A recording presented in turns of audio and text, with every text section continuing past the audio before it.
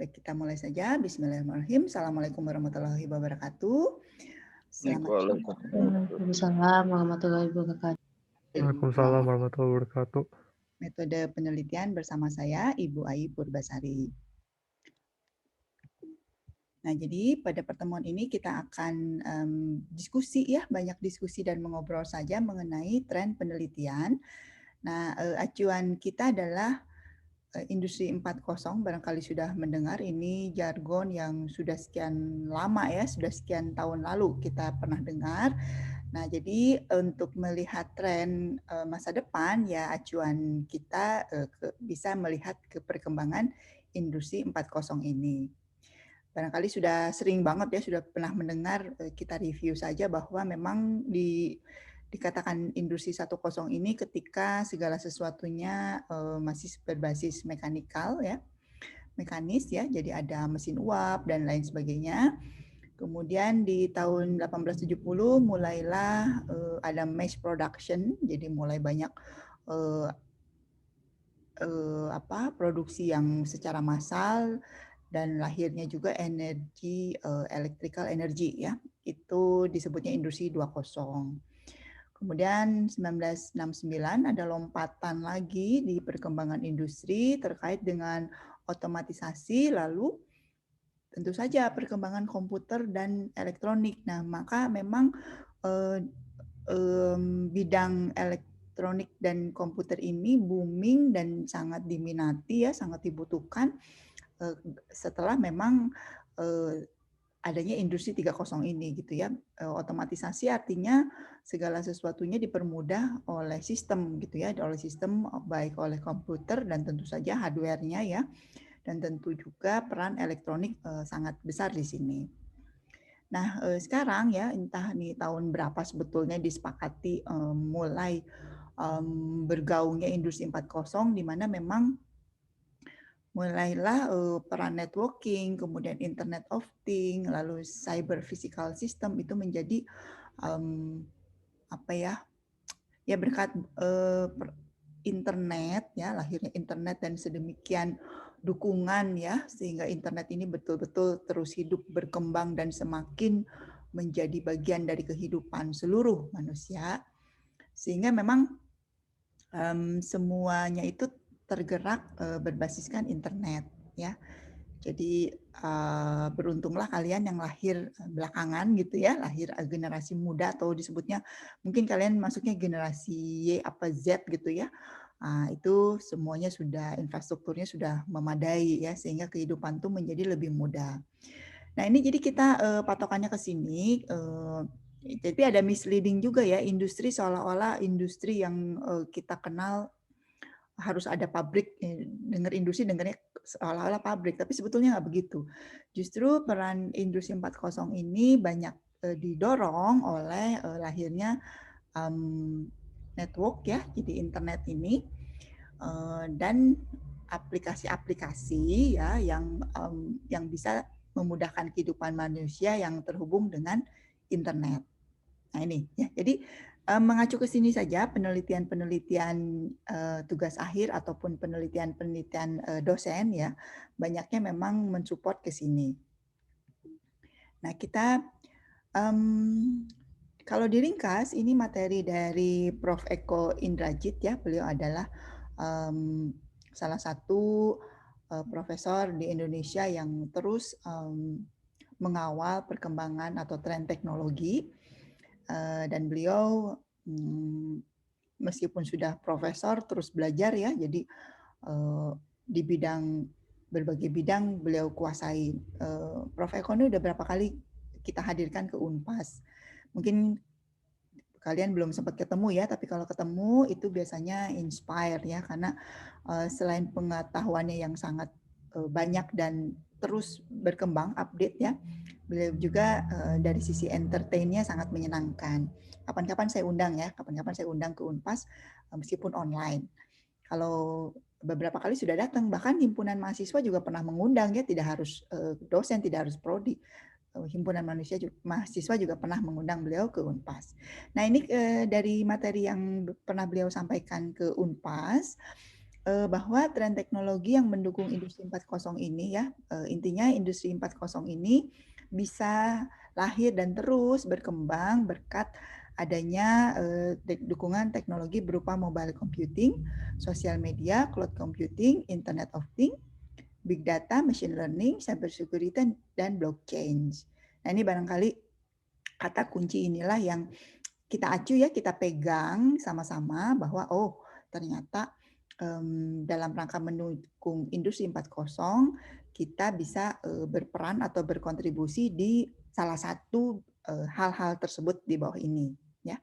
Jadi kita sudah sih kalau Unpas secara kurikulum sudah mensupport ya, kita punya berbagai perkuliahan yang mengarah ke sini meskipun tidak apa ya,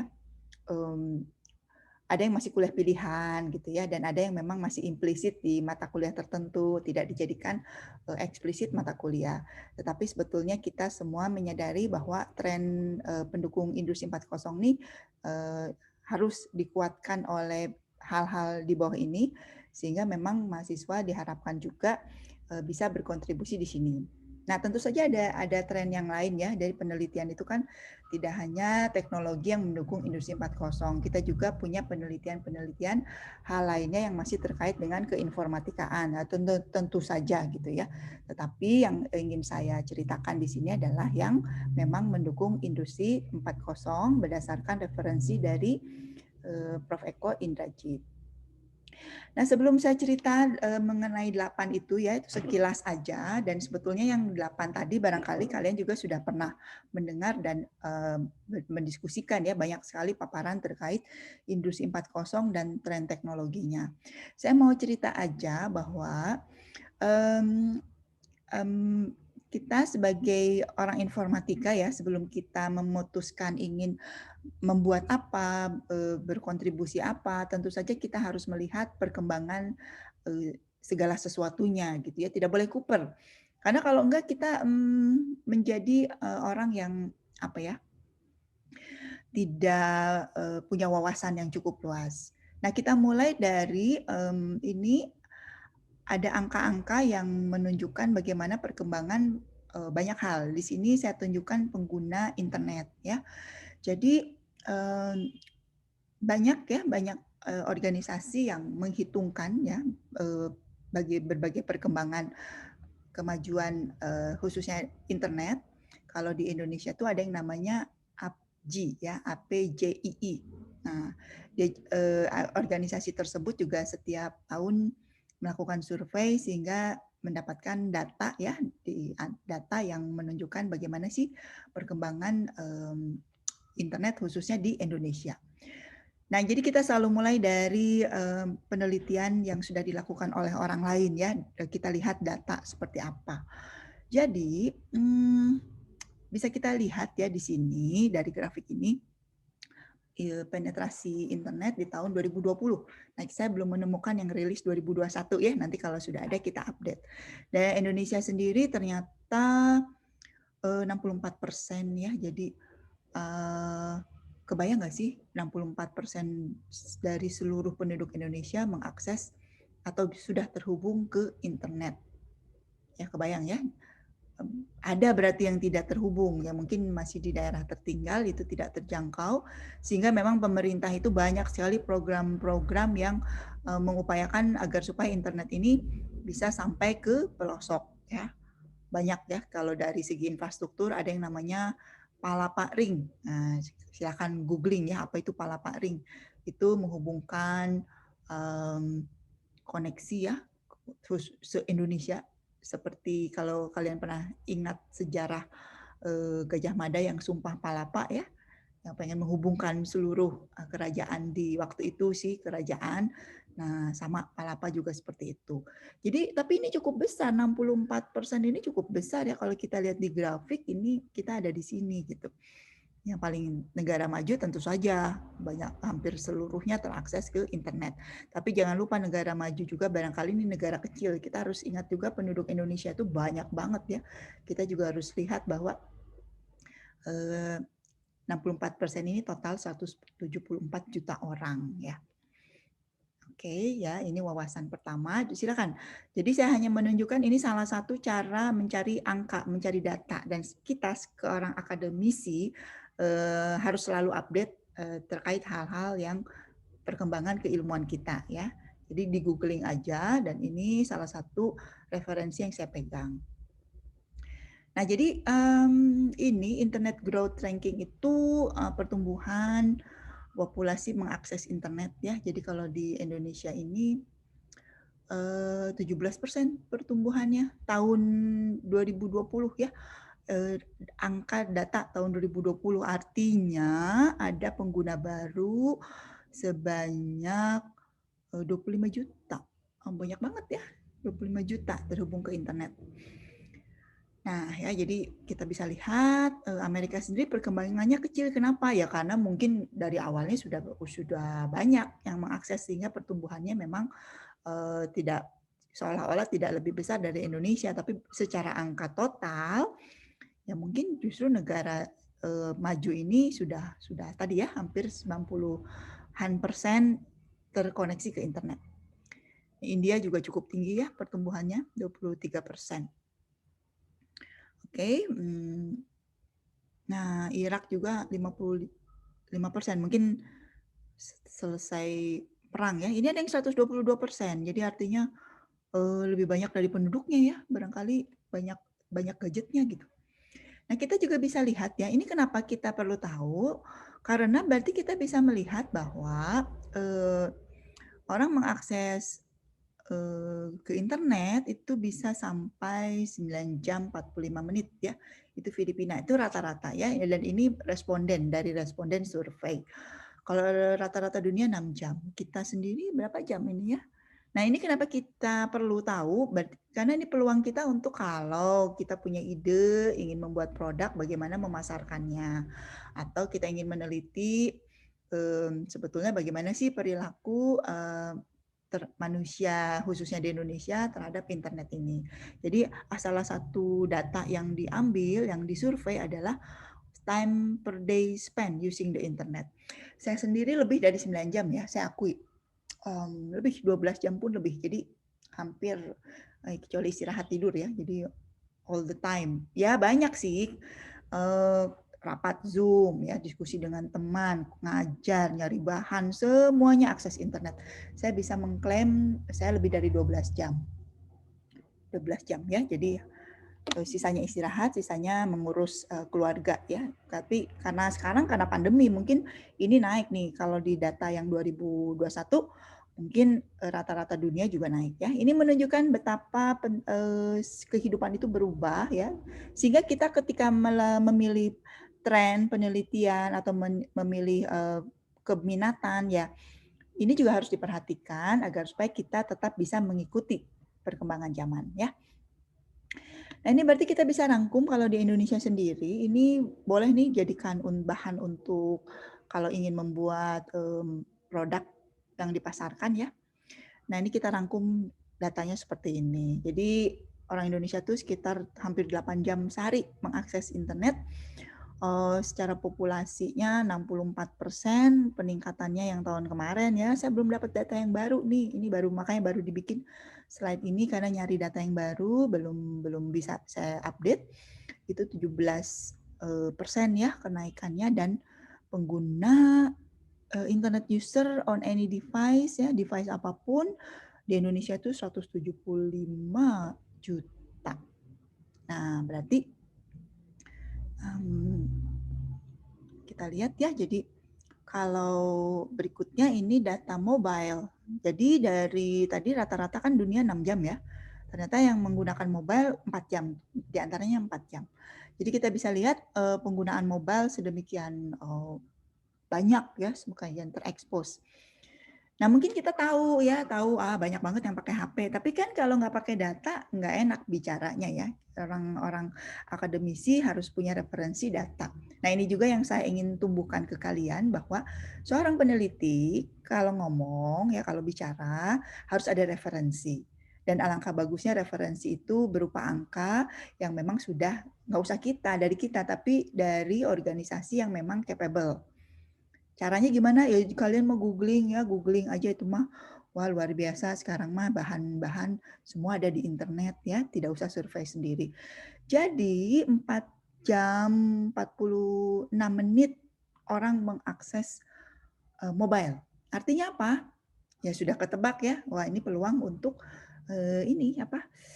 Mobile apps berarti ya. Orang lebih suka pakai mobile daripada pakai web atau device lainnya. Ini salah satu yang mendorong kita memikirkan sebetulnya tren apa ya yang kita pilih supaya kita tidak tertinggal zaman ya. Nah, ini rangkumannya nih. Jadi ini kalau misalnya mau dirangkum atau mau dijadikan acuan, 171 miliar, 98% ya total internet user ya. Kemudian ini mobile internet use tuh sampai ya hampir semua ya. Nah, berarti memang kekuatan kita ya kalau memang ingin berkontribusi di dunia IT, di dunia informatika dan ikut mendorong pertumbuhan dunia ya. Berarti mobile apps ini demas ya, harus kita kuasai dengan baik. Peluang kita untuk memasarkan produk kita melalui aplikasi yang berbasis mobile. Nah, ini juga menarik ya, kenapa saya tunjukkan juga tentang sosial media bahwa di ponsel tadi 4 jam 46 menit, 3 jam diantaranya untuk sosmed, itu 80%. Artinya apa? Ini juga kita bisa mencari riset-riset terkait sosmed ya, bagaimana melakukan pemasaran via sosial media, bagaimana melakukan survei melalui sosial media, bagaimana kita bisa berkontribusi ya riset di bidang sosial media. Jadi kita sebagai pengguna, saya pengguna sosmed, tapi memang masih generasi lama ya, generasi kolonial gitu ya. Saya pakainya Facebook, anak muda sekarang nggak ada yang pakai Facebook. Saya pakai Instagram tapi nggak aktif ya, bukan aktif user yang setiap saat dan gather follower gitu dan atau follow someone gitu, nggak. Belum, karena memang tergantung dari kebutuhan kita ya. Tetapi kalau kita lihat bahwa 80% orang itu ngabisin waktunya di sosial media.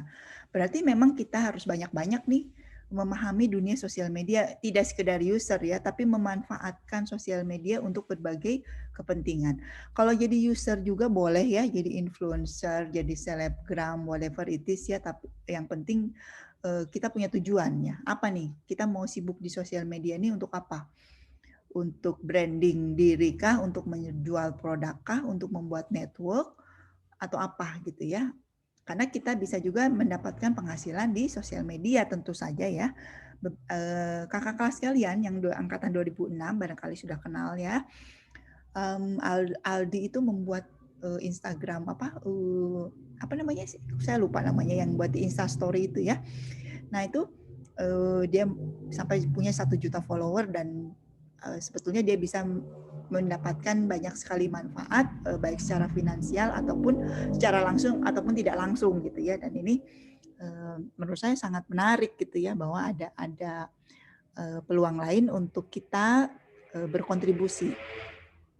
Jadi titip pesan memang untuk mahasiswa khususnya mahasiswa IT jangan jadi pengguna saja gitu ya, tetapi memang minimal mempelajari fitur sehingga bisa memaksimalkan, sehingga bisa mengajarkan ke orang-orang awam bagaimana menggunakan internet yang baik dan benar. Jadi kita tuh seperti agen gitu ya, agen-agen kebaikan orang IT. Jadi bayangkanlah kalian ini merepresentasikan kehidupan orang yang menguasai dunia IT dan kita ke orang awam gitu ya, menyampaikan banyak hal. Pasti banyak yang sudah nanya tentang IT ke kalian. Nah, sehingga memang kalau mau diperdalam menjadi beberapa riset ya, topik tugas akhir tentang sosial media juga sangat menarik gitu ya. Saya punya bimbingan digital marketing ya, meskipun saya nggak ngajar digital marketing, tapi saya belajar karena saya memang orang sosmed ya, benar-benar masuk di sosmed. Jadi membayangkan kehidupannya seperti apa. dan jadi belajar juga digital marketing. Oh, sangat diperlukan. Orang sangat memerlukan terkait digital marketing. Nah, jadi yang tidak suka sosmed tidak apa-apa ya, karena ini hanya salah satu aja yang menunjukkan bahwa ternyata dari 4 jam penggunaan mobile, 3 jam diantaranya orang menggunakannya untuk sosmed.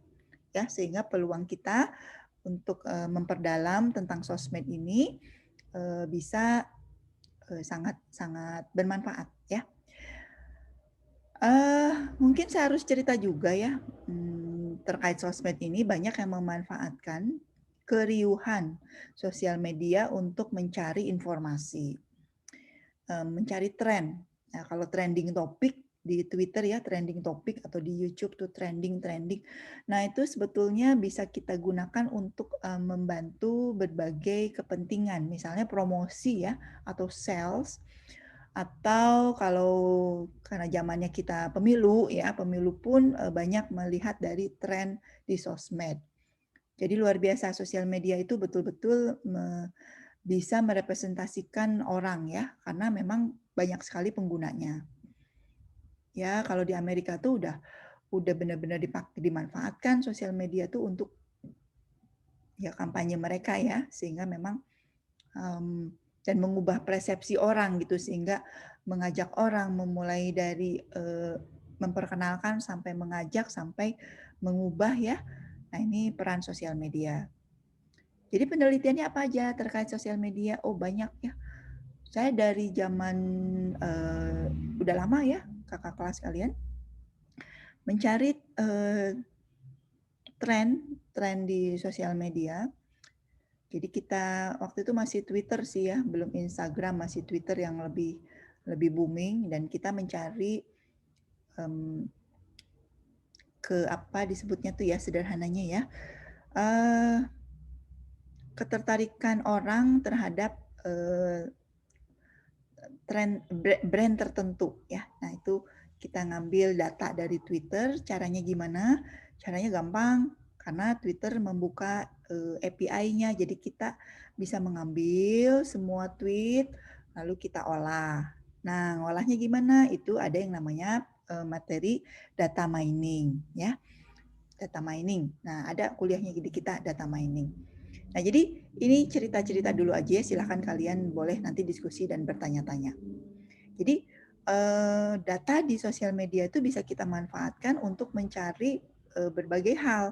Misalnya mencari respon positif atau negatif gitu ya, atau mencari tren, atau mencari keterkaitan antara satu dengan yang lainnya. Itu tools-nya ada ya, dan datanya juga, data dari sosial media bisa kita ambil dengan memanfaatkan yang disebut dengan API. Nah, kalau misalnya ada yang tertarik untuk meneliti sosial media, sangat boleh ya. Kalau mau ke digital marketingnya juga sangat boleh. Itu sangat diperlukan. Nah, ini social media penetration ya. Jadi memang separuh populasi pengguna internet di Indonesia punya sosmed ya, atau pengguna sosmed, entah aktif atau enggak. Ya, ini peluang ya untuk memperlihatkan kalau kita ingin memasarkan sesuatu ya, kita pangsa kita bisa kita tembak melalui kanal sosial media. Sosial media terpopuler masih YouTube ya. Ini Indonesia ya, di Indonesia. Jadi kalau kalian mau jadi YouTuber itu masih potensi ya, peluang, karena merupakan kanal yang paling populer. Lalu WhatsApp. Nah, WhatsApp juga sangat menarik karena kemarin juga menghebohkan ya WhatsApp, karena dikatakan datanya mau diambil katanya di ke Facebook kan, sehingga orang berpindah ke platform tertentu, ada yang ke Signal, ada yang ke Telegram, kembali ke Line dan lain sebagainya. WhatsApp ini kanal yang sangat menarik karena banyak sekali yang menggunakan. Fiturnya terus disempurnakan. Saya lihat, saya pengguna WhatsApp yang memang membandingkan fitur ya, lebih banyak membandingkan fitur. Dan karena dia dibeli oleh Facebook, bagaimana dia integrate dengan si Facebook itu juga hal yang menarik buat kita amati gitu ya, amati. Misalnya kita pengen tahu apakah pengguna WhatsApp ini otomatis pengguna Facebook atau seperti apa. Ini bisa kita teliti juga ya. Instagram juga banyak penggunanya dan semuanya itu kan satu pintu dengan Facebook ya. Twitter masih banyak tetapi mulai tenggelam. Line kelihatannya dikuasai anak muda dan ini yang lainnya ya. Ada WeChat juga, Snapchat, Skype, ada TikTok mungkin naik ya tahun ini karena data tahun lalu ya dan lain sebagainya. Ini perlu ya saya sampaikan ya karena kita mau meneliti, mau melihat tren, ya salah satu kehidupan kita di internet ini dikuasai sosmed ya, sehingga kita harus tahu juga kalau mau promosi atau mau tenar kemana ya, oh ternyata YouTube masih merupakan platform yang banyak dipilih. Ya dan saya pikir TikTok juga ya naik besar nih, naik banyak ya. Nah, oke ya. Jadi kita lanjut ya. Tapi ternyata di Indonesia ya, YouTube itu masih banyak untuk lagu tentu saja ya. Saya sendiri menggunakan YouTube itu lebih banyak untuk searching lagu ya. Sebetulnya ini challenge ya, karena lihat ya search query-nya mana coba tentang keilmuan. Nyaris nggak ada ya. Jadi untuk hiburan, YouTube itu untuk hiburan. Saya mengikuti ya di YouTube itu bagaimana banyak sekali yang berkontribusi, tetapi banyak juga yang tidak mendidik ya, tidak bagus gitu. Saya banyak juga mencari bahan ajar via YouTube, ya, cari video-video yang bagus, nemu juga beberapa, tapi memang agak sulit dibandingkan dengan mencari hiburan, itu jauh ya. Sehingga memang peluang kita untuk membuat konten yang bagus ya, atau kita searching, atau kita meneliti ya, meneliti bagaimana membuat konten yang menarik, atau bagaimana sih perilaku atau algoritma YouTube ini sehingga bisa meningkatkan konten positif misalnya seperti itu ya. Itu udah jadi riset gitu ya. Karena banyak yang nggak tahu bagaimana sih cara algoritma YouTube itu bekerja dan bagaimana caranya supaya bisa memanfaatkannya untuk mempromosikan banyak hal. Ya misalnya konten positif atau konten keilmuan. Nah ini itu udah jadi riset juga dan saya sendiri nggak tahu caranya ya supaya trending. Saya bukan YouTuber. Kanal YouTube saya nggak di-subscribe ya, sama kalian juga nggak ada yang subscribe kayaknya ya. Nggak laku gitu ya, karena memang belum memaksimalkan. Nah ini menarik ya, karena kita lihat platform sosmed yang paling banyak digunakan di Indonesia tetap YouTube dan masih banyak yang menggunakannya untuk searching hiburan ya. Nanti apakah kita, saya pribadi mungkin ingin tahu juga ya, harus bisa ngerti juga bagaimana sih perilaku atau algoritma YouTube ini sehingga memang bisa dimaksimalkan untuk marketing ya. Ya khususnya marketing prodi IF Unpas dong gitu ya. Nah ini akan saya jadikan riset gitu ya, penelitian, dan kalau kalian tertarik ya ayo kita diskusikan sama-sama karena sama-sama belum tahu ya. Tentu saja kita cari bahan-bahan dan tinggal mempelajari banyak penelitian yang sudah dilakukan oleh orang-orang lain. Nah ini Facebook ya, saya jamin kalian kayaknya udah nggak ada yang punya akun Facebook ya. Tetapi sebetulnya ini Facebook itu masih banyak kok penggunanya ya.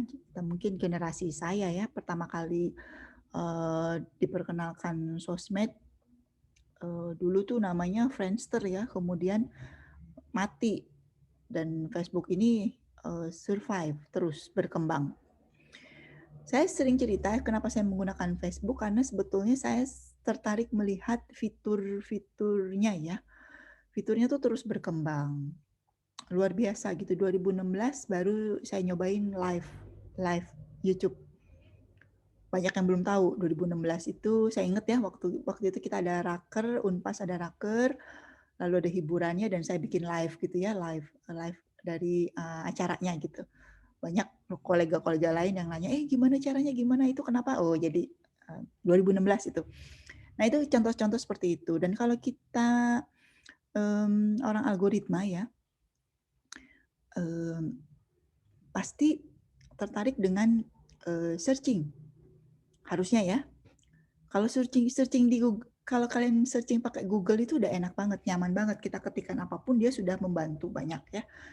Di platform lain belum tentu. Saya kalau searching di Instagram kok susah banget ya. Jadi nggak dapet gitu ya. Nggak tahu apa saya salah searchingnya. Apalagi kalau di e-commerce. Saya searching barang, kata kuncinya apa, munculnya apa ya. Itu merupakan challenge tuh. Searching di e-commerce supaya senyaman di Google. Facebook juga searchingnya ya terus dikembangkan ya. Menarik gitu. Karena saya pernah posting nih tentang apa gitu. Saya nyari ya, kok nggak ketemu gitu. Nah, ini artinya memang di berbagai platform ya, termasuk platform sosial media populer, peluang meneliti kenapa banyak engineer direkrut ya. Salah satunya untuk menyempurnakan searching-nya. Jadi kayak di e-commerce lah. E-commerce kalian sering pakai, itu mereka banyak merekrut engineer untuk membantu searching. Ya saya sebagai user ya merasakan mau beli barang A, masukin kata kunci, muncul banyak ya yang di luar yang saya maksud. Sementara kalau di Google itu relatif minimal di page pertama atau ya page-page awal itu paling relate ya. Kesananya kadang-kadang tidak nyambung juga. Nah ini ya, jadi kita user ya, saya user bukan engineer di platform-platform khususnya sosial media ini. Tapi saya user yang mengamati gitu, seperti apa sih kemajuan-kemajuannya, sehingga kita harus update. Meskipun saya juga tidak tahu ini algoritmanya gimana sih ya, nggak tahu juga ya, tapi jadi membaca gitu kan, jadi research kan, jadi mencari tahu. Nah, begitu caranya untuk melakukan penelitian. Jadi anak-anak kalau yang misalnya Bu pengen TA nggak tahu topik, yaitu barangkali jiwa research-nya belum tumbuh sehingga kita belum tahu bagaimana memulainya. Banyak ya, mulai dari user dulu, lalu mengamati perilaku atau fitur yang misalnya kalau seneng game, ya game kita amati seperti apa. Lalu mencari peluang, kira-kira apa yang bisa diteliti ulang dari berbagai platform atau benda yang kita gunakan itu, ya. Kira-kira seperti itu ya. Jadi memang cara meneliti itu seperti ya tadi, kalau belum tahu ya diawali sebagai user dulu, sebagai user lalu kita amati hal-hal yang kita ya saya seperti saya user e-commerce ya, tapi saya jadi mengamati, oh ini trackingnya bagus banget nih, gimana sih bikin sistem yang bisa tracking. Saya perlu tracking untuk tracking macam-macam sih ya untuk tracking itu ya, tracking pengiriman barang, tracking apapun gitu ya. Banyaklah inspirasi meskipun kita sebagai user. Nah, kalau di Facebook sendiri yang banyak dibahas juga akhirnya ke marketing juga ya. Makanya teman-teman dari ekonomi ya, khususnya manajer yang ada pemasaran, banyak juga yang ingin belajar digital marketing. Itu seperti apa sih katanya ya, marketing via digital itu. Banyak yang ingin mempelajari dan kita ya ikut belajar juga sama-sama ya. Nah, ini jadi saya cerita tentang sosial media. Instagram juga ya sampai 60 juta. Ini pertumbuhannya 5% dari tahun sebelumnya. Kalau kita lihat memang banyak banget ya penggunanya ya. Negara kita termasuk user yang tumbuhnya banyak, sehingga memang kadang dijadiin pangsa ya, pangsa user, pangsa pengguna. Nah, kalau orang lain menggunakan negara kita sebagai pengguna ya, pangsa pengguna, ya kita juga harusnya bersemangat ya, bisa optimis, bisa memanfaatkan kita user kita juga ya sebagai pengguna produk kita. Kalau di Instagram itu saya lihat sih kekuatan dia kan di grafik ya. Jadi ya filter gitu ya, pokoknya fitur-fitur yang menarik ya, lucu-lucuan, saya nyebutnya lucu-lucuan ya, tapi kalau bisa dimaksimalkan untuk pemasaran, untuk produk ya, branding produk itu ini banget, sangat memungkinkan. Ya jadi larinya ke marketing ya. Ini bisa jadi riset juga yang yang tidak harus hard code gitu ya. Kita kan kalau yang seneng banget develop coding ya, hard coding gitu. Tapi di sisi lain juga banyak kok gitu yang bisa kita manfaatkan dan jadikan peluang untuk riset. Ya, kalau mau jadi engineer di Instagram, di Facebook, di Google itu mimpi ya, mimpi besar.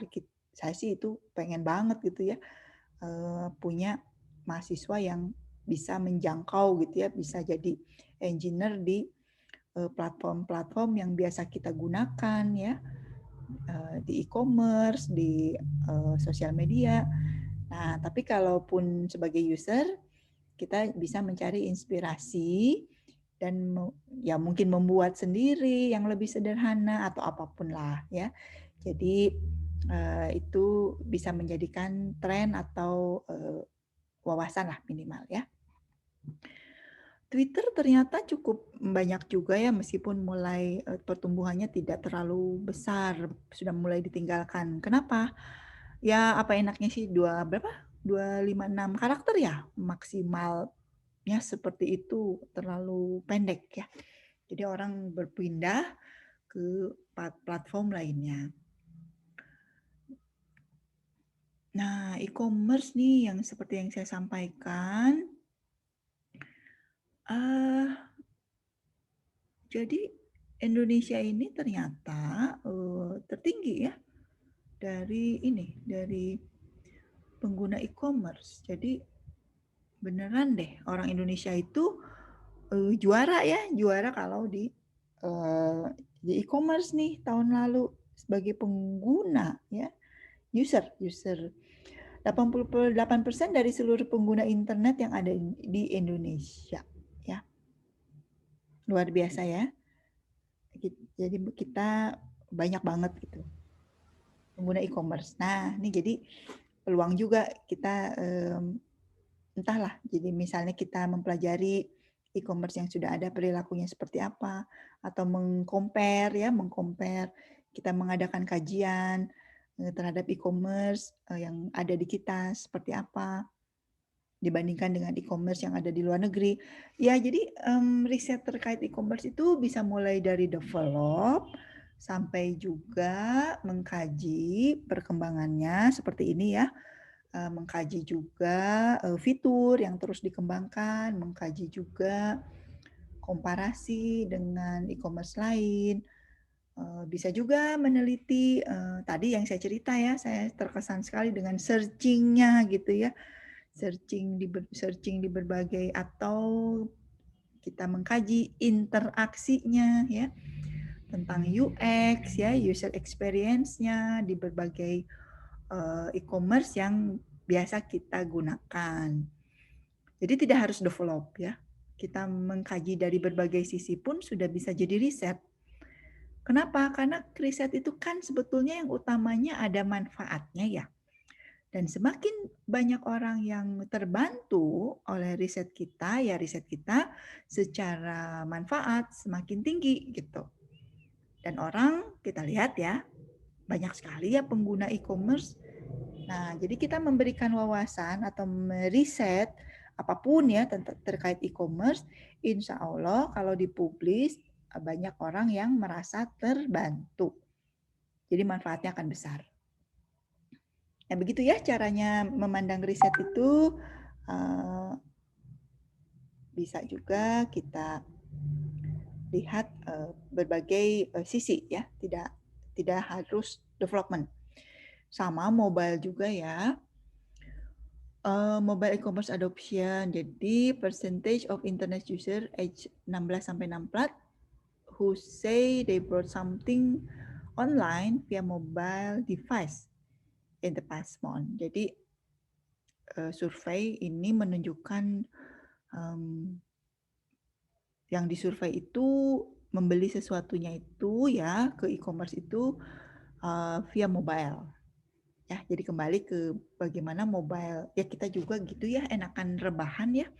Saya juga kalau main belanja enaknya tetap pakai HP gitu, meskipun web ada juga gitu kok, tetap enakan sambil rebahan gitu, enakan sambil kemana ya, mobile apps, mobile itu luar biasa penetrasinya ya, penggunaannya.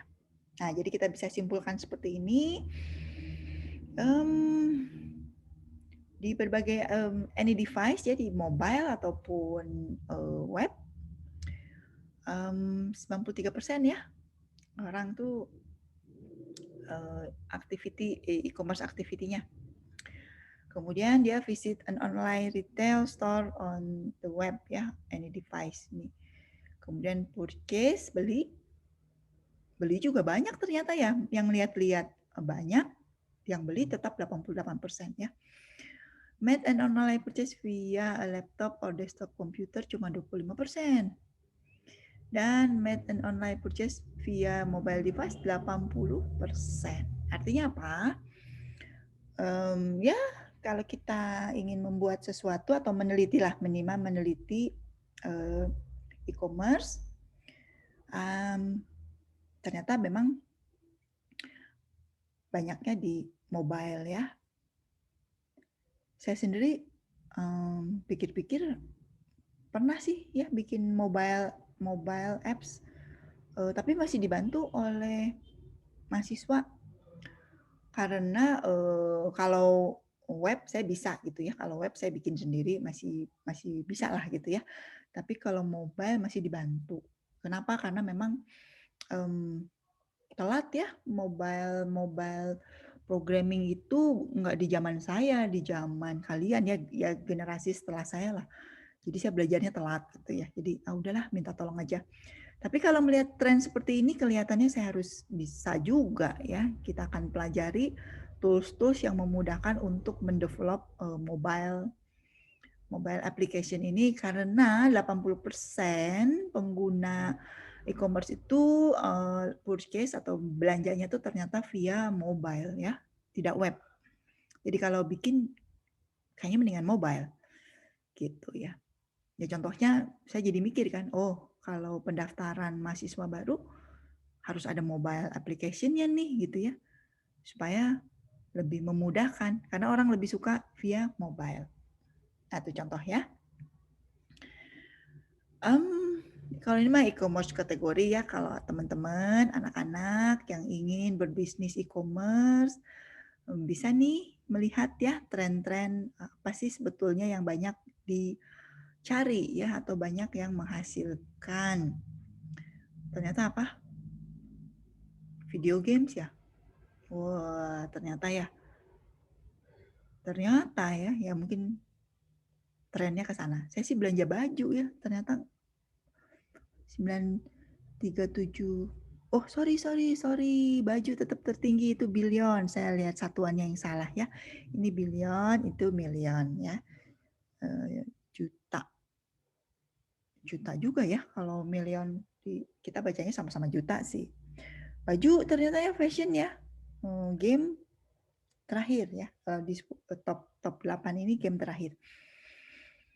Elektronik tentu saja ya. Food, personal care, furniture juga, hobbies juga, traveling. Nah, kalau mau bikin aplikasi seperti Traveloka itu masih berpeluang tinggi ya. Tapi luar biasa itu kalau punya startup yang seperti Traveloka itu berdarah-darah ya, apalagi pas pandemi seperti ini. ya udahlah itu resiko ya. Jadi memang ya silakan ya. Jadi bisnis digital musik juga menarik ya ternyata ya. Jadi banyak yang menggunakan. Nah ini salah satu contoh ya bagaimana kita mencari data, ingin tahu tren terkait kategorisasi atau kategori yang dijual di e-commerce. Ini tuh udah riset. Jadi mendapatkan data seperti ini pun sudah merupakan salah satu contoh kegiatan penelitian. Hasil penelitian ini ya, ini menelitinya si Hotsuite ya. Ini bisa digunakan untuk meneliti berikutnya, misalnya digital marketing. Apa sih yang orang sukai ya? Oh ternyata fashion and beauty. Nah, berarti kita harusnya ketika memasarkan ya ada disambungkan lah dengan fashion and beauty ini gitu ya.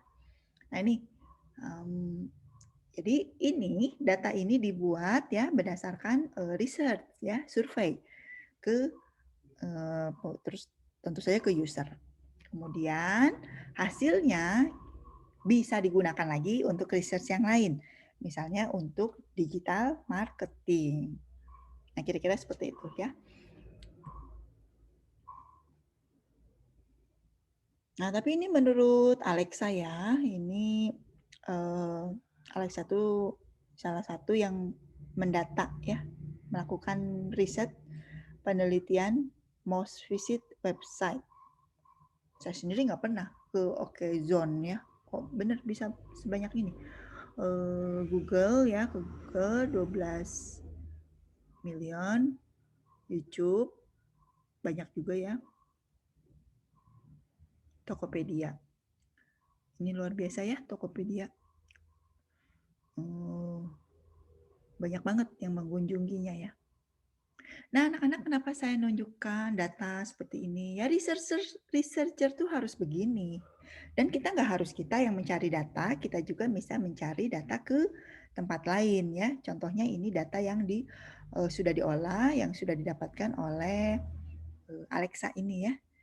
Dia mencari most visit website. Nah, kita juga bisa meriset di bidang website ini, tidak harus develop, tetapi kita juga ingin tahu, nah ada yang namanya search engine optimization. Nah, mungkin sudah pernah belajar ya, bagaimana sih supaya website kita banyak yang mengunjungi. Caranya gimana? Nah itu ada ilmunya ya, ilmunya dan bisa dipelajari dan boleh jadi riset? Boleh. Riset tugas akhir? Boleh banget ya. Jadi kita bisa membantu institusi atau membantu siapapun agar supaya dia menjadi most visit website. Apalagi banyak sekali pemeringkatan universitas yang berdasarkan tadi ya, banyaknya klik. Asa aneh ya, most visit gitu ya. Oh, itu bisa juga tuh sampai dibuatkan cara-cara jahat ya. Jadi kita membuat bot mesin yang dia ngeklik, wah, seolah-olah banyak yang ngeklik, user yang ngeklik mencari informasi, padahal sebetulnya di-create. Nah itu caranya gimana sih? Ada ya, itu boleh juga dikaji, dipelajari. Hanya jangan tujuannya, jangan kalau hacker mah ya yang white gitu ya, tujuannya untuk kebaikan, bukan untuk merusak atau membuat kejahatan.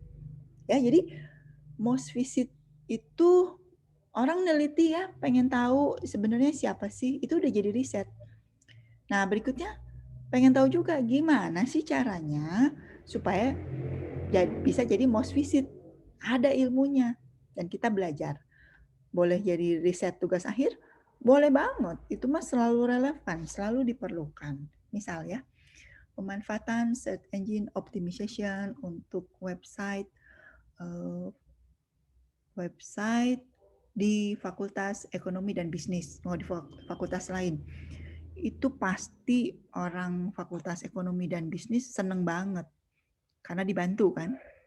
Nah kalau yang di kita mah udah ya, sudah memanfaatkan ilmu-ilmu tentang marketing berbasis digital ini. Ya jadi meskipun saya developer, saya ngajar kan ngoding terus gitu ya, testing. Ya. Tapi hal-hal lain juga boleh dijadikan riset ya, bahwa untuk menjadi most visit aja ternyata ada caranya dan itu bisa dikaji. Dan sangat menarik dan sangat bermanfaat. Ya, itu. Kemudian, nah jadi kita lihat ya, ini data yang saya ambil, saya supaya kalian terbiasa juga bahwa untuk meneliti saya harus cari data dulu. Gimana caranya? Apakah saya harus survei? Tidak perlu juga, kita bisa memanfaatkan data yang sudah ada ya. Kita googlingnya hal-hal seperti ini. Oke. Nah, berikutnya kembali ke sini ya. Nah, referensi yang menyatakan tren teknologi yang mendukung industri 4.0 ada 8 ya. Mobile computing, social media, cloud computing, internet of things, big data, machine learning, cyber security, dan blockchain.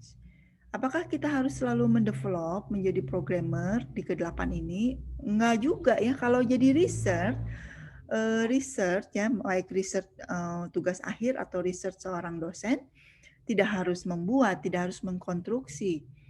Tetapi untuk mencari seperti tadi ya, berapa banyak sih pengguna di Unpas? Berapa banyak sih mahasiswa Unpas yang menggunakan mobile computing? Itu juga udah jadi riset loh, sebetulnya ya. Kenapa kita perlu data itu? Karena kita ingin ya mengkomunikasikan segala sesuatunya tuh mending mana sih, pakai mobile apa pakai web? Semua tahu pakai web aja deh, pakai mobile lebih banyak. Tapi kita diskusikan, memang mahasiswa kita mobile apps-nya mobilenya bisa digunakan untuk aplikasi apa aja ya. Jangan-jangan hanya bisa untuk WhatsApp. Tapi kalau kita bikinin aplikasi tidak support. Nah, itu udah jadi penelitian. Ya, jadi meskipun ini tren ya, tentu saja sih harapan orang banyak ya terhadap ilmu informatika ini jadi pengembang ya, jadi pengembang yang membantu membuatkan fitur atau memanfaatkanlah minimal ya hal-hal ini untuk kehidupan lainnya. Misalnya big data nih, big data ini kan kalau yang ngambil kuliahnya tahu ya, kita memanfaatkan data yang banyak sebanyak mungkin untuk berbagai kepentingan, misalnya kepentingan promosi. Nah, gimana caranya memanfaatkan data yang big itu? Nah, kita orang informatika yang membuatkan codingnya, algoritmanya, atau menggunakan tools yang sudah ada. Toolsnya banyak banget. Kita belum tahu. Eksplorasi. Nah, jadi risetnya eksplorasi, tools untuk mengolah big data. Studi kasusnya, studi kasus, data, penjualan, misalnya ya, kantin X melalui GrabFood. Misalnya seperti itu. Ya, atau apapun lah ya, kalau studi kasusnya bisa macam-macam. Nah, jadi ke-8 ini ya, yang dari referensi yang saya gunakan disebutkan sebagai tren yang mendukung industri 4.0. Dan kita bisa berkontribusi sebagai developer, bisa juga sebagai pengkaji ya, jadi kita mencari tulisan-tulisan, melakukan survei, bisa juga ya explorer, memanfaatkan tools untuk berbagai keperluan ini. Ya, jadi tidak harus mendevelop, tapi menggunakan tools. Nah, ini saya suka banget yang eksplorasi tools, karena begitu toolsnya itu tereksplor, bisa digunakan, itu bermanfaat, memberitahu, mengajarkan banyak orang. Sehingga memang eksplorasi tools itu sangat terbuka, ya most welcome ya, istilahnya sangat diterima, di welcome sebagai riset tugas akhir. Tools apa? Ya tools macam-macam tools ini, misalnya untuk tools coding mobile apps yang multi platform, iOS bisa, Android bisa. Pakai apa ya ngodingnya? Ada tools nih katanya bisa Kotlin ya. Ya udah, eksplorasi itu boleh banget jadi topik tugas akhir. Nah, jadi caranya begitu ya anak-anak ya. Jadi kita lihat dulu ya tren teknologinya, tetapi banyak sisi. Yang utamanya yang core-nya tentu saja develop, berkontribusi menjadi develop, tapi kita bisa juga memanfaatkannya ya dari sisi user, memanfaatkan hal-hal ini untuk berbagai kepentingan lain di berbagai bidang. Begitu ya. Jadi ke-8 ini kita lihat sekilas satu-satu ya. Dan tidak harus berarti TA harus 8 ini, enggak juga ya. Betul-betul bebas ya. Nah, kalau di mobile computing ya sebetulnya kita bisa mempelajari yang menarik itu sebetulnya ya bagaimana si mobile ini bisa digunakan secara real time, jadi bisa digunakan ibaratnya seperti sensor ya. Saya kasih contoh, pasti udah sering lah pakai QR code ya. Saya pernah jalan tuh ke suatu tempat di mana karena di zaman pandemi ini kan harus didata ya, dan kita harus scan QR code di pintu masuknya itu untuk menunjukkan bahwa kita terdata. Jadi si mobile-nya itu kita gunakan untuk aplikasi ada sih kebetulan sudah ada di HP saya untuk scanning QR code. Jadi men-scan QR code sehingga data kita ini masuk. Karena di zaman pandemi kan nggak boleh sembarangan orang masuk ya, harus didata kan kalau dia nularin gimana gitu. Jadi harus terdata. Itu si mobile itu bisa digunakan untuk kalau di sini ditulisnya sensor aktif ya, maksudnya kira-kira seperti itu. Kita bisa gunakan untuk scanning apapun gitu. Nah, yang menarik lagi untuk location base. Nah, kalau kita udah banyak ya, kalau WhatsApp itu kan Sherlock atau Sherlock yang live, pasti udah sering menggunakan. Itu tujuannya untuk apa ya? Ngapain kita bikin seperti itu? Untuk tracking ya. Tracking apa bisnis apa atau apa sih yang membutuhkan tracking? Banyak ya. Untuk ekspedisi, ya jual beli, kita ingin tahu udah sampai mana. Saya dulu punya ide tracking jemputan anak ya. Jadi orang tua tuh kalau sibuk, anaknya sekolah, dia pakai jemputan.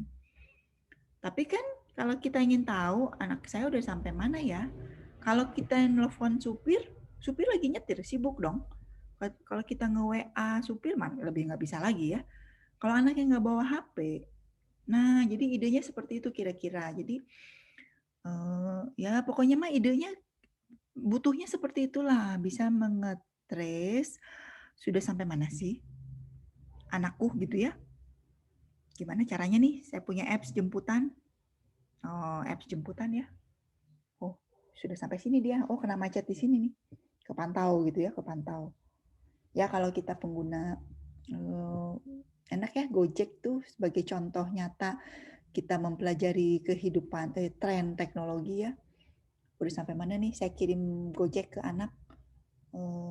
Kita lihat, oh dia udah sampai sini, udah nyampe. Atau saya ngirim barang, udah sampai mana ya? Jadi itu berkat ada yang namanya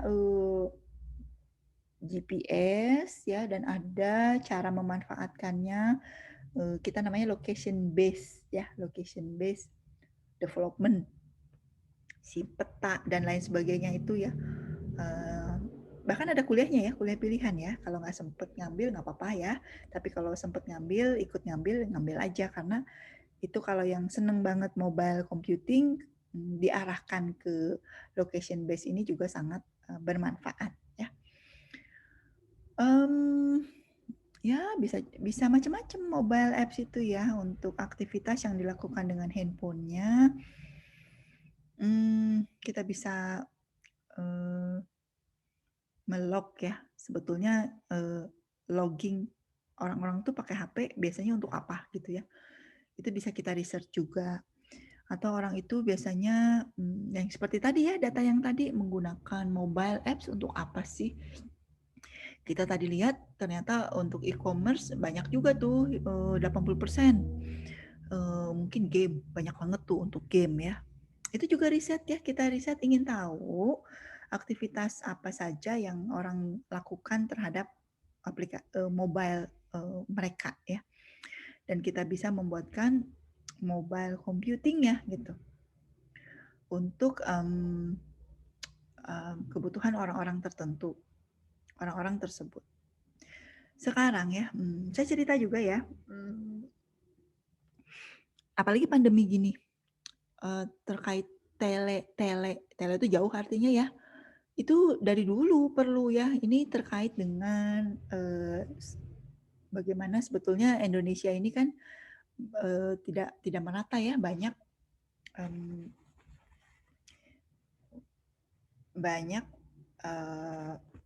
yang belum tersentuh teknologi ya, tersentuh sinyal ya sinyal mungkin ada tapi sulit gitu ya. Itu telemedicine ya contohnya. Jadi bagaimana mulai dari konsultasi ke dokter sampai dengan kalau yang canggih itu ya bisa memeriksa via tele ya jarak jauh dan memanfaatkan mobile, handphone. Itu banyak banget orang ke sana. Dan saya sendiri karena saya pernah cerita ya, saya tuh sebenarnya seneng dokter gitu, pengen juga sih jadi dokter gitu, tapi kan nggak berani, takut gitu ya. Dan begitu ada keilmuan telemedicine, biomedik gitu ya, bagaimana sih teknologi itu mensupport kedokteran, seneng banget gitu ya, semangat. Banyak yang bisa dibaca. Contoh sederhana aja yang paling sederhana ya. Bagaimana sih membuat aplikasi yang kalian kan PSBO dengan saya ya. Nah, itu yang iPosyandu itu kan betul-betul produk nyata itu. Jadi bagaimana caranya di daerah-daerah kita memantau bayi balita dan membuatkan aplikasi yang bisa memasukkan berat badan ya, berat badan bayi melalui handphone. Nah, datanya terkumpul di Bandung ya, kebetulan di Unpad terpusat dan kita amati, kita olah dan kita simpulkan dan kita jadikan untuk pemantauan kesehatan di daerah-daerah tertentu ya. Itu contoh nyata bagaimana memanfaatkan aplikasi berbasis mobile untuk memantau status gizi bayi dan balita. Ada yang lebih canggih lagi ya. Itu juga diusulkan sih menggunakan QR code katanya ya, QR code untuk mendatanya, jadi nggak di-input. Wah, gimana caranya tuh? Itu menarik ya untuk development. Ada lagi contoh riset, bayi itu kan ditimbang ya, kalau kalian punya adik atau nanti punya anak, harus dipantau tuh, tiap bulan bayi itu ditimbang. Ditimbang ya, pakai alat kan, datanya dimasukkan gitu ya. Nah, ada loh riset-riset yang bisa memperkirakan, mengira-ngira data berat badan berdasarkan foto si anak. Kok bisa ya? Jadi anaknya difoto. Fotonya tuh kan jadi image tuh. Image-nya diolah. Namanya image processing. Ngolahnya gimana? Belajar di artificial intelligence. Ada tuh image processing ya. Jadi bisa memprediksi dari foto ini kira-kira beratnya berapa. Nah, sehingga kita ya terbantu gitu ya. Foto aja anaknya, nggak usah punya timbangan, dari foto bisa prediksi. Nah, itu banyak riset seperti itu dan caranya gimana? Caranya tuh sebetulnya data image diolah, ngolahnya gimana?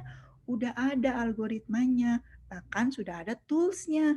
Kita memanfaatkannya, mengolahnya, sehingga kita bisa mengeluarkan hasil yang tadi diharapkan, yaitu prediksi berat badan si anak tersebut. Kebayang ya bisa sampai seperti itu.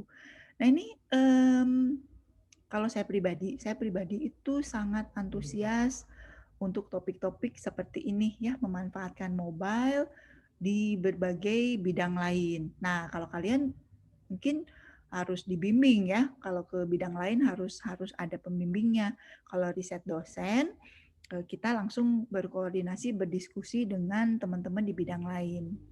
Nah, kalau kalian tertarik, yang bikin aplikasi mobile ini Pak Wanda kok ya, jadi bisa ngobrol tuh sama Pak Wanda, bisa dibimbing juga sama Pak Wanda ya. Kalau yang tertarik mobile apps yang contoh nyata, betul-betul bisa dimanfaatkan. Tapi kalau yang riset yang foto itu enggak, yang image processing itu bukan, belum ya, enggak sampai ke sana kalau si Pak Wanda tuh. Dia apps biasa aja ya, app biasa aja, mobile, input data, diketik gitu ya, diketik. Tapi ada yang mengusulkan pakai QR code katanya ya. Nah, itu perkembangannya. Jadi kebayang ya, jadi kalau yang aduh Bu, ngoding mobile teh susah. Oke, saya juga ngelihat ya susah gitu ya. Tidak ya nggak ada yang gampang kalau ngoding, kalau gampang mah atuh ya. Semua orang bisa jadi nggak usah kuliah ya, itulah gunanya kuliah, kita belajar karena memang sulit. Itulah kenapa lulusan informatika yang banyak sekali yang dicari programmer karena memang sulit gitu ya. Kok sekarang nggak bisa, nggak apa-apa, saya juga nggak bisa kok, tapi kalau dipelajari bisa insya Allah. Kenapa? Karena sumbernya udah banyak ya, materi kita udah banyak lah, kuliahnya udah banyak, contoh-contoh banyak. Nah, hanya tinggal mau meluangkan waktu untuk mencoba lebih sungguh-sungguh. Nah, jadi kalau yang mobile merasa sulit, codingnya sulit, kita bisa juga dari sisi lain, dari sisi interaksi IMK tuh. Karena beda banget ya untuk interaksi di mobile dengan interaksi di web. Meskipun kalau sekarang sudah responsif, yang di coding di web, dibuka di browsernya di mobile udah sama. Tapi kalau mobile apps beda lagi kan. Jadi dari sisi riset UI itu boleh juga ya, interaksi boleh juga ya. Tapi perkembangan eksplorasi juga boleh ya. Jadi contoh, saya tuh punya tim bimbingan, satu pakai ngoding iOS, satu ngoding Android, satu web ya, disatukan bertiga itu membuat aplikasi. Aplikasinya sederhana aja, waktu itu aplikasinya dulu tuh bikin aplikasi untuk pengelolaan surat, permohonan surat ke RT. Saya nggak diimplementasikan ya. Jadi saya nih minta surat ke Bu RT untuk pengantar ke kecamatan harus ketemu dengan Bu RT-nya. Nah, makanya dari situ idenya bikin aja aplikasi yang si warga itu tinggal pakai apps, nanti di Bu RT ada datanya, lalu dibuatkan, suratnya dikembalikan. Sekarang sih pakai WhatsApp bisa ya, saya ke Bu RT bilang, saya perlu surat, dia buatkan, kirim lagi suratnya. Tapi kasihan Bu RT kalau banyak yang WhatsApp gitu ya, maka harusnya ada aplikasi yang membantu. Udah buat kita ini ya, ada yang pakai web, ada Android-nya, ada iOS-nya, bertiga gitu. Cuman ya tadi kalau bikin mah bikin, nggak sampai diimplementasikan. Justru saya butuh satu anak lagi yang mengimplementasikannya gitu ya, untuk mengajarkan cara penggunaan ke RT minimal di kecamatan yang saya kerjasama gitu. Seperti itu ya anak-anaknya. Jadi boleh aja risetnya itu implementasi, pemanfaatan, atau bagaimana sih mengajarkan mobile apps yang di-develop oleh orang-orang. Contoh barangkali ada yang pernah ikut waktu ke Citarum, ada ikut nggak KKN? Mungkin bukan angkatan kalian ya. Ada tuh Unpas bekerja sama dengan Citarum Harum, jadi program membaguskan lagi Sungai Citarum. Lalu ada apps yang sudah dibuat oleh Pemprov Jabar, dan tugas anak-anak itu mengajarkan ke warga mengajarkan itu juga nggak gampang loh, ya, bener-bener. Tapi itu jadi KP, akhirnya menjadi KP ya. Kalau jadi TA barangkali tetap harus ada dasar teorinya, mungkin teori yang bagaimana efektif mengajarkan gitu. Ya, jadi tidak harus develop yang merasa kenapa sih harus develop terus? Enggak ya, saya pribadi enggak. Saya sebagai prodi, meskipun saya developer ya, meskipun saya ngajarnya semua terkait pemrograman, tetapi untuk tugas akhir, kita justru perlu dari sisi-sisi lainnya. Terutama yang sebetulnya bagaimana supaya aplikasi ini bisa dipakai. Itu tuh luar biasa ya, riset tersendiri gitu. Bahkan ada kuliahnya kan, implementasi perangkat lunak. Nah, jadi enaknya tim tugas akhir tuh ada yang develop ya, develop juga ada yang analis, ada yang bikin juga berbagai versi ya, berbagai platform. Terus ada yang tugas dia untuk memastikan aplikasi ini bisa digunakan, diimplementasikan. Nah, oke ya, jadi ini tentang mobile. Banyak sekali dan main interest saya memang ke mobile computing, meskipun pengajarnya teman-teman dosen yang lain. Yang tadi sosial media ya, ini nih bisa kita gunakan untuk berbagai hal. Anak sekarang mah udah gadget literate lah, tolong dieksplor aja tuh hal-hal yang ada di caranya gimana sih? Caranya ya jadi user ya, jadi user dulu. Dari just ketika jadi user kita melihat fitur-fitur, lalu baru kita punya ide ingin seperti apa sih? Apakah kita akan membuat kembali atau punya ide lain? Membuat kembali itu sangat boleh ya. Di Unpas ini sangat diperbolehkan karena S1 ini memang banyak cara belajar itu adalah amati, tiru, dan modifikasi ATM ya. Jadi amati dulu sebagai user, lalu tiru, lalu modif. Modif itu ya kita buat versi yang lebih lokal konten lah ya. Misalnya sosmed untuk IF Unpas. Sebetulnya kan pikir-pikir ngapain, kan udah ada Instagram. Tapi ya nggak apa-apa, kan kita namanya juga riset. Riset itu nggak harus selalu wah gitu ya. Enggak, kita buat versi lokal, versi kita yang menggunakannya juga mungkin tidak banyak, tapi kita punya gitu. Saya sebetulnya saya sangat perlu data untuk memantau ke 800 mahasiswa saya gitu ya. Data ya memantau tuh bukan mau kepo ya, tapi saya sangat perlu misal ya siapa sih sebetulnya yang butuh bantuan SPP. Sekarang tuh saya nunggu pengajuan, nunggu informasi. Kalau anaknya nggak ngajuin saya nggak tahu. Saya tuh sangat perlu sebetulnya ya aplikasi-aplikasi yang memudahkan kami lebih memahami mengenal 800 loh student body. Ya tadi misalnya yang kesulitan, yang pinter banget nih anak, IP-nya bagus, tapi ternyata dia secara finansial ada kesulitan. Data itu ya saya harus gerilya gitu ya, anaknya harus lapor, himpunan harus bantu nyari, korma saya juga harus nyari gitu ya, anaknya juga harus lapor yang bersangkutan. Jadi tidak ada yang ya alat bantu yang memudahkan untuk mengelola para mahasiswa. Terbayang nggak? Jadi bukan mau kepo, mau tahu, bukan, tapi untuk membantu karena banyak mahasiswa hilang ya. Setelah ditelusuri ternyata ternyata dia nggak mampu gitu ya. Wah, kenapa nggak dibantu dan lain sebagainya. Padahal IP-nya bagus banget.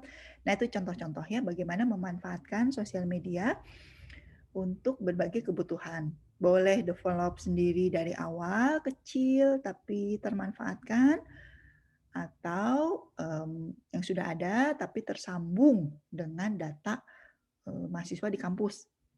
Cara nyambungnya gimana? Nggak tahu, saya belum tahu. Harus didiskusikan lebih detail ya. Nah ini contoh ya. Jadi contoh mudah-mudahan jadi ilham, jadi ide. Lagi tren cloud computing. Wah, ini terus terang di kita nggak eksplisit ada materinya ya.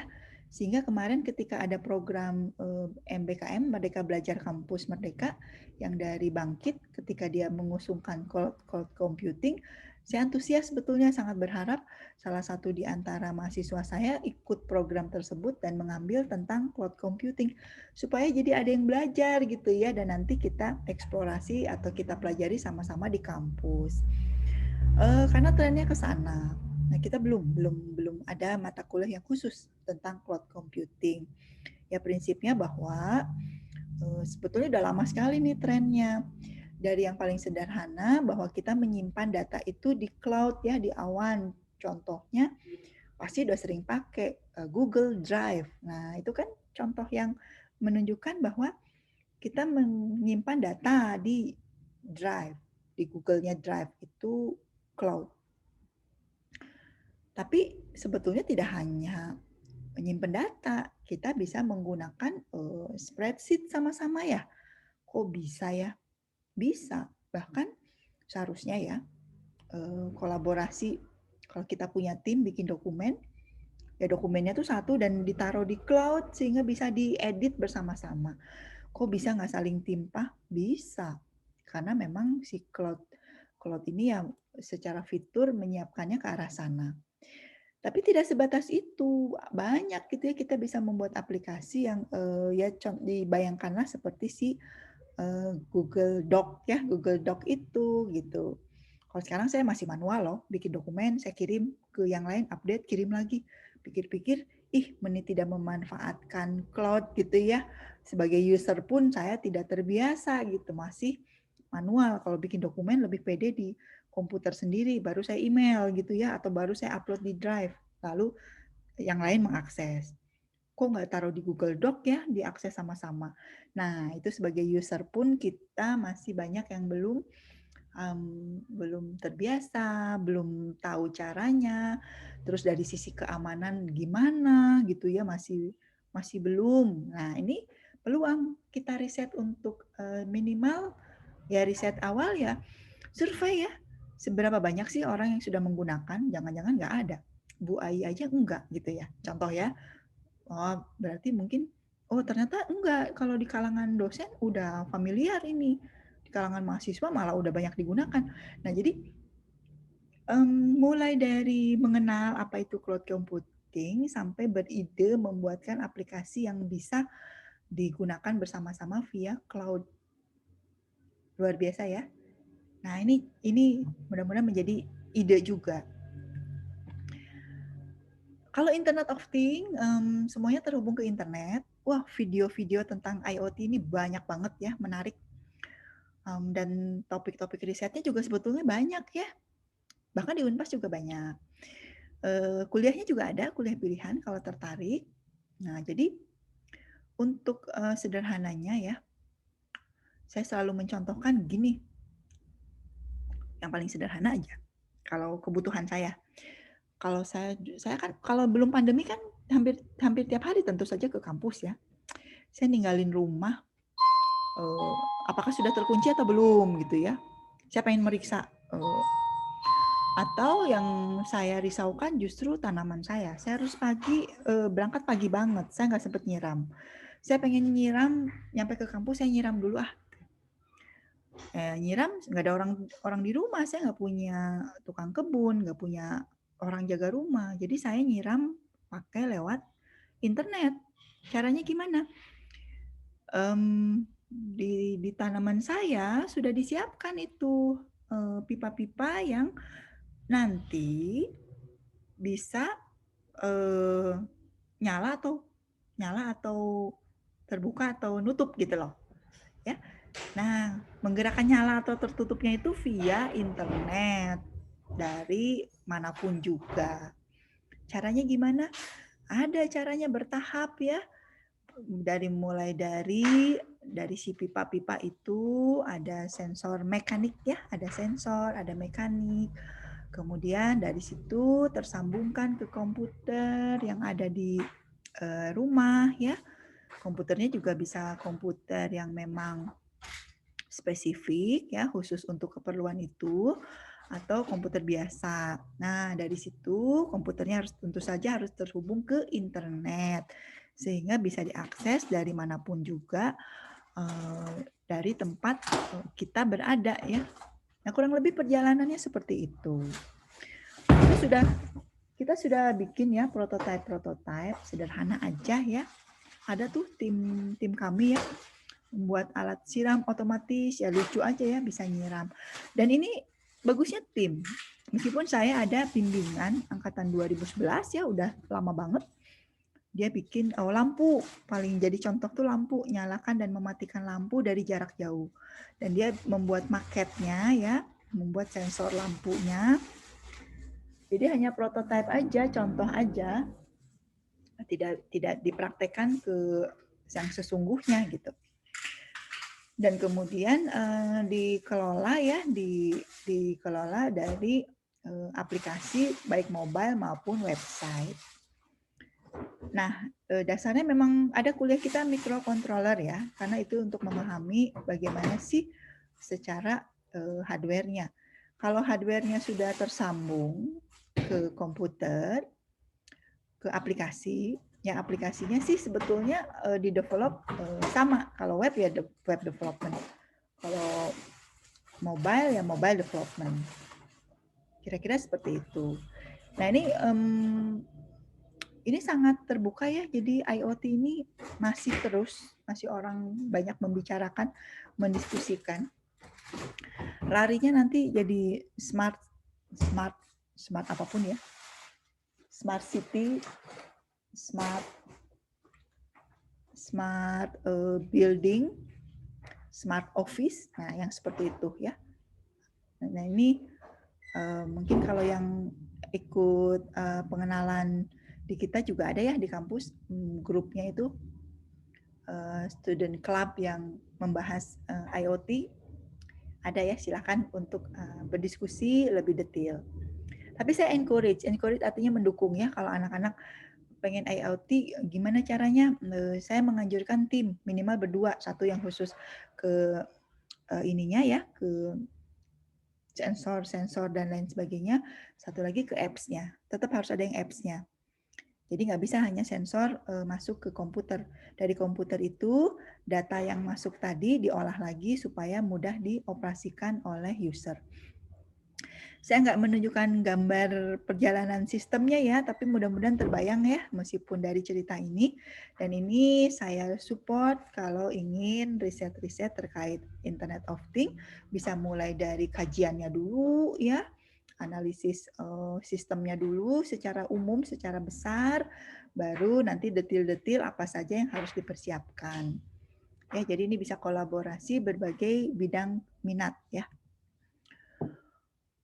Nah, kalau ini big data tuh ada kuliahnya kok ya, tapi memang big data ini tren sekali ya, karena orang sekarang bahkan mengatakan data itu aset ya, aset yang luar biasa yang bisa dimanfaatkan untuk berbagai keperluan. Sehingga ya, kalau pernah mendengar berita atau pernah baca-baca, sosial media seperti Facebook pun pernah dituntut karena dituduh membocorkan data usernya ya. Saya sendiri sering banget tuh dapet WhatsApp, dapat SMS dari perbankan, dari promosi, dari manapun. Kesel kan, itu data saya dapat dari mana? Kok bisa sih dipakai gitu ya untuk jualan? Jadi data itu luar biasa pentingnya. Nah, tapi ada karakteristik sehingga dia disebut dengan big data ya. Jadi sebetulnya big data itu lebih membahas yang 8V ini. Bagaimana sih sebetulnya data itu volumenya besar, jadi banyak banget, frekuensinya tinggi, jadi sering banget ya. Dan sebetulnya dia unstructured, jadi belum terstruktur. Kalau kamu udah belajar basis data, itu tuh data yang terstruktur. Field-nya jelas, tipenya jelas, itu data terstruktur. Data yang unstructured itu yang nggak punya struktur. Contohnya data Twitter. Cuman kalimat doang ya. Data-data di sosmed. Data yang sebetulnya dari data percakapan kita via telepon. Data WA ya, kalau WA jadi di data ya. Jadi itu nggak terstruktur karena teks ya, mostly teks dan ada headernya aja. Ini dikirim dari mana ke mana, terus diapain. Nah, harus distrukturkan dulu. Dari struktur menjadi tidak terstruktur jadi terstruktur, itu juga udah satu kerjaan riset sendiri. Udah ada tools-nya, udah ada caranya, udah ada metodenya, dan luar biasa itu banyak yang memerlukan. Ya, jadi di big data ini ngolah dari awal menjadi data terstruktur aja sudah satu kerjaan. Apalagi nih volumenya besar banyak ya. Jadi tidak bicara 800 data, 8.000 data, enggak. Data transaksi yang besar. Dan di antara data itu ada yang hoax juga ya. Nah, ini kira-kira seperti ini ya. Jadi sangat saya sarankan ya, tapi mungkin karena belum belajar, bingung belajarnya dari mana. Ada sih kuliah pilihan ya, tapi barangkali nggak sempat, yaitu pembimbingnya yang barangkali mengarahkan, saya ingin riset big data, mulainya dari mana? Datanya apa yang kita teliti? Nah ini, big data ya. Nah ini main interest ya, saya di machine learning. Karena sebetulnya riset S3 saya computing banyaknya ya, dan terkait dengan algoritma-algoritma cerdas ya, AI. Nah, algoritma-algoritma cerdas itulah yang digunakan untuk menganalisis data sehingga menemukan berbagai pola. Ya, pola. Nah, itulah yang disebut dengan machine learning. Dan ini kaitannya erat dengan data mining. Jadi, orang ngomongin data mining, orang ngomongin machine learning itu sebetulnya hal yang sangat terkait. Gunanya apa sih? Oh, banyak ya, orang sangat membutuhkan. Untuk prediksi kecenderungan ya, untuk korelasi, mencari keterkaitan satu dengan yang lainnya, bisa juga untuk mencari persepsi ya, yang tadi saya sampaikan, respon positif atau negatif ya, misalnya untuk kepentingan pemilihan kepala daerah, kan tuh mereka tuh branding ya, branding, dan sebetulnya responnya positif atau negatif terhadap apa yang mereka lakukan. Itu tuh dianalitik, dan itu tuh nggak bisa kalau kita tidak menggunakan data mining dan machine learning gitu. Nah, jadi bagaimana caranya? Oh, ini yang sedang saya lakukan. Jadi kalau Pak Wanda itu membuat aplikasi untuk menghitung berat badan bayi ya, datanya terkumpul, datanya tuh banyak banget karena dari tahun 2017 sampai 2021 terus didata. Dan saya bertugas menganalisis. Dan saya nggak manual, saya query sih, saya query gitu ya. Saya lihat query-querynya. Kalian udah belajar query kan? Tapi nggak query, ternyata harus pakai tools ya, tools yang khusus untuk melakukan pengolahan data tersebut. Dan toolsnya banyak banget dan populer banget dan orang banyak yang belajar ya. Jadi saya juga semangat mempelajarinya. Dan jadi kalian kalau mau belajar machine learning, yang interest ke sini tuh ya ada Pak Handoko interest karena riset S3-nya juga ke sana. Saya ya, kemudian Bu Leoni kemarin juga cerita, saya disuruh ngajar machine learning di kampus lain. Oh, oke, keren banget. Jadi memang kampus-kampus itu udah banyak banget membahas machine learning. Di kita belum ya, masih nempel di AI. Tapi anak-anak kalau yang mau TA-nya machine learning itu dosen-dosen akan sangat semangat membantu. Ya, tidak hanya saya, Bu Ririn juga pasti interest, Pak Handoko juga udah siap dengan topik-topiknya. Dan bahkan teman-teman lain juga, dosen-dosen lain juga banyak yang sudah ke data mining dan machine learning. Jadi nggak usah khawatir, meskipun kuliah kitanya nggak ada, ini teh ngapain aja. Tapi kita semua menyadari ini harus kita kuasai. Ya, semua dosen tahu bahwa ini masa depan. Ya, jadi kita harus paham lah. Dan saya kebetulan sedang terjun ya, dan ternyata nggak gampang, tapi luar biasa ya, karena sangat menarik. Nah, satu lagi cyber security ya dan jaringan. Ini juga tren. Kita mudah-mudahan masih ada waktu ya. Jadi cyber security ini bahkan ya dianggap sebuah satu keilmuan sendiri yang memang di kita udah jadi mata kuliah tuh. Alhamdulillah ada keamanan informasi, ada keamanan perangkat lunak ya. Itu dalam rangka ini, keamanan data dan jaringan ya, dan larinya ke cyber security. Nah, resiko-risiko ya itulah karena semuanya terkoneksi internet. Tadi kita lihat sendiri kan berapa persen penduduk kita ya, 64% semua akses internet. Sehingga kan internet tuh bayangkan ya, jadi rame banget. Sehingga muncullah resiko kejahatan-kejahatan. Ya wajar kan, kalau pasar rame ada copet kan. Kalau pasarnya sepi ya nggak ada orang datang ya nggak akan ada copet. Sehingga memang riset terkait keamanan data dan jaringan dan cyber security ini sangat diperlukan. Dan ini juga bisa dimulai dengan literasi ya, literasi digital, bagaimana menyadarkan bagaimana, contoh sederhana aja ya, banyak yang menggunakan internet tapi nggak nyadar bahayanya internet. Sehingga sampai Badan Sandi dan Cyber Negara atau BSSN punya divisi yang khusus mengenai literasi. Dan kita, teman-teman di Unpas ya, saya encourage yang senang membuat game, bikinlah game untuk kesadaran internet. Karena itu bisa kita sebarluaskan dan memberi manfaat untuk banyak pihak. Kan kalau kita mah sebagai orang IF udah biasa ya, main internet udah tahu hati-hati, biar hati-hati gimana. Saya insya Allah percaya sama mahasiswa saya, nggak ada yang pasang status sembarangan gitu ya. Nggak ada yang asal bicara gitu ya, atau ada yang menempelkan identitasnya sebanyak mungkin di internet. Kalau masih ada yang seperti itu, wah berarti harus dimulai dengan literasi digital di lingkungan kita. Kan banyak tuh yang konyol ya, dia mengupload, yang diupload apa coba? KTP, tuh nanti dimanfaatkan orang. Saya juga ya mengupload foto anak saya, langsung dikritik. Jangan, nanti ketahuan sekolahnya di mana, bahaya dan lain sebagainya. Oh gitu ya. Jadi literasi itu banyak yang belum. Dan mudah-mudahan mahasiswa kita sudah punya literasi ya, anak sekarang udah lebih pinter. Jangan komen sembarangan loh, nanti ke capture, nanti posting sembarangan, nanti ke capture, nanti kalau kerja dilihat loh jejak digitalnya kayak apa. Udahlah, tolong manfaatkan internet dengan positif ya. Nah ini kalau misalnya mau riset, bagaimana sih kesadaran internet di Indonesia atau di Unpas, boleh ya jadi survei, atau boleh juga yang lebih sulit, misalnya membuat software yang mementingkan keamanan. Itu ada tuh keamanan perangkat lunak. Bagaimana sih supaya software kita tidak mudah diakses oleh pihak-pihak luar ya, itu ada keamanan perangkat lunak tuh maksudnya ke sana, secure software ya.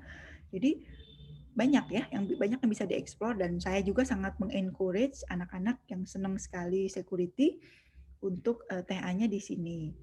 Ada Pak Dodi ya, kalau keamanan perangkat lunak ada Pak Wanda, Pak Ade, yang kita yang bagian software juga concern ya, saya juga mempelajari keamanan perangkat lunak. Jadi atau di informasinya ya, atau di data, bagaimana data yang dibuat secure, informasi yang secure itu sangat sangat terbuka untuk dijadikan riset ya. Nah, satu lagi blockchain. Agak sulit ya menjelaskan blockchain karena wujud nyatanya belum pernah terbukti ya. Tapi prinsipnya, sederhananya ya, bolehlah dibaca-baca kalian juga ya. Kita membuat apa ya, bukan sekedar environment ya, sekedar lingkungan gitu untuk keperluan kita sendiri. Jadi semua transaksi, semua kegiatan ya, ini dilakukan di sesuai kesepakatan ya, dan jadinya tuh istilahnya tuh terdistribusi ya. Nah jadi kita lihat ya, kalau centralized berarti satu pusat data aja ya, satu pusat informasi, satu pusat sistem. Nah kalau decentralized kita bisa membuat cabang-cabang sehingga memang terbentuklah seperti rangkaian ya, decentralized seperti ini. Nah kalau terdistributed itu justru semua saling terhubung, semua saling terkait. Contoh yang paling mungkin sederhana adalah sistem informasi di kampus kita aja. Kita kan itu centralized, teraksesnya satu pintu, satu titik. Jadi bukan decentralized karena kita harus loginnya ke satu sistem. Kalau kita bisa membuatnya decentralized, maka sebetulnya kita bisa buat banyak pintu ya yang mengakses informasi yang tersebar. Dan apalagi kalau bisa membuatnya secara terdistribusi. Topik ini ya, topik blockchain itu memang harus ada fondasi yang cukup banyak ya, ngerti jaringan ya, ngerti apa itu centralized, decentralized, distributed, sehingga memang ketika membangun sistemnya pun ya, ketika merancangnya sampai mengkonstruksinya itu dasarnya harus kuat. Sehingga memang untuk riset ke sini belum ada di Unpas ya. Dosen pun saya lihat belum ada yang S3-nya atau S2-nya tentang ini, belum. Tapi kalau di tempat lain tentu sudah banyak. Kalau kalian tertarik, boleh eksplorasi dan berdiskusi bersama kami ya di kalangan dosen pembimbing. Nah, mungkin itu saja ya. Tadi kan sudah 8 ya. Barangkali waktunya juga sudah hampir sudah selesai ya, sudah melebihi, mohon maaf sudah melebihi. Tapi kalau mau ada yang ditanyakan, saya persilahkan anak-anak untuk bertanya atau memberi tanggapan ya. Mungkin minggu depan, atau minggu depan aja kali ya, karena waktunya sekarang barangkali sudah habis. Tapi boleh kalau ada yang mau nanya, silakan. Bu, mau nanya. Oke, silakan Fahri. Ini kan jangkauan Twitter kok tidak menambah ya Bu? Padahal informasi rata-rata yang saya lihat dari Instagram itu berlokasikan dari Twitter gitu Bu, beritanya. Oh gitu. Tadi ya dari data tadi ya, betul. Data itu Ya. kan survei ya. Kalau analisisnya atau ya reviewnya ya, kenapa bisa seperti itu? Ya karena tadi ya Twitter itu mulai ditinggalkan karena keterbatasan medianya ya, dia hanya bisa karakter yang jumlahnya terbatas. Tapi kalau misalnya kita melihat masih dijadikan banyak sumber, ya juga sih sebetulnya ya. Jadi masih banyak yang menggunakan, tetapi secara pertumbuhan mungkin generasi kita ya, adik-adik kita yang berikutnya udah nggak ke Twitter lagi, tapi mereka lebih banyak ke platform lain, sehingga pertumbuhannya tidak banyak gitu. Masih banyak dipergunakan. Itu mungkin ya. Ya, makasih Bu. Bangga. Silakan, barangkali ada komentar lagi. Atau ada yang mau ditanyakan? Nah, kalau tidak ada, barangkali PR untuk minggu depan sudah mulai memilih ya. Saya tahu ya, anak-anak IF itu bukannya tidak tahu pengen TA apa, tapi justru banyak yang galau karena terlalu banyak minat gitu ya. Ini seneng, ini tertarik, ini pengen belajar, jadi terlalu banyak pilihan. Wajar, karena memang dunia kita ini banyak terbuka banget ya, dan rame banget sehingga banyak pilihan. Nah, tapi kita sudah harus mulai memilih, ibaratnya mah ya, ibaratnya nih ya, tapi bukan berarti boleh kita jadikan acuan nih. Ibaratnya kita ini good looking gitu ya, prospek, sehingga banyak banget yang kita ini peluang dapat pacarnya itu gede banget gitu ya. Kita nih, kalau zaman saya dulu ada yang namanya si boy. Si boy ini orangnya ganteng, pinter, kaya, ketua himpunan, segala sesuatunya perfect banget. Jago bela diri juga, wah perfect. Nah, itu kan banyak yang naksir pasti ya. Jadi kita juga membayangkan seperti itu. Kita ini potensinya gede banget sehingga orang tuh banyak yang butuh ke kita, dan bidang-bidang itu banyak banget, luas banget, sehingga kita milih itu jadi mikir kan, wah kalau saya milih cyber security, ternyata banyak yang butuh, ternyata mobile apps ya, gimana nih? Kalau saya TA-nya cyber security, padahal ternyata lagi trending game, gimana nih? Jadi banyak pilihan, jadi kayak ibaratnya mau milih pacar, si Anu bagus, suka sama saya, si Anu juga cakep, kayaknya prospek nih, jadi banyak pilihan. Nah, tapi sudah harus mulai milih, mulai mengukur, jangan sampai selesai medlit masih belum tahu mau apa, sehingga nulis proposal masih belum bisa. Jangan sampai pas nanti semester 7 harusnya sudah mulai menyiapkan seminar, masih milih-milih pengen apa. Ya, sehingga pada saat semester 8 harusnya sudah siap lulus, masih belum lulus juga, ya. Nanti aja tahun depan, jangan. Kita target kita 4 tahun, lulus 4 tahun. 2018 saya upayakan, saya nggak berani nyebut angka ya, berapa persen tuh harus lulus tepat waktu. Ya, makanya dari medlit ini benar-benar dikawal.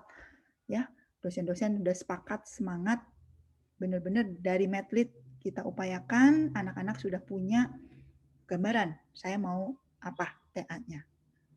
Oke ya, kalau sekarang belum paham, diresapi dulu. Kalian juga boleh nanti melihat paparannya dari dosen yang lain ya, mungkin berbeda, supaya dapat ilham juga. Dan minggu depan sudah mulai. Kalau misalnya punya 4 minat, ya tulis aja 4-4-nya.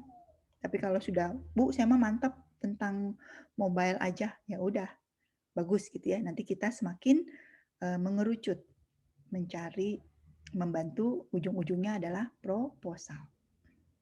Itu mungkin dari saya ya, karena waktunya sudah sangat mulur. Saya ucapkan terima kasih untuk perhatiannya. Kita tutup, ketemu lagi minggu depan. Mudah-mudahan tetap bersemangat ya. Assalamualaikum warahmatullahi wabarakatuh.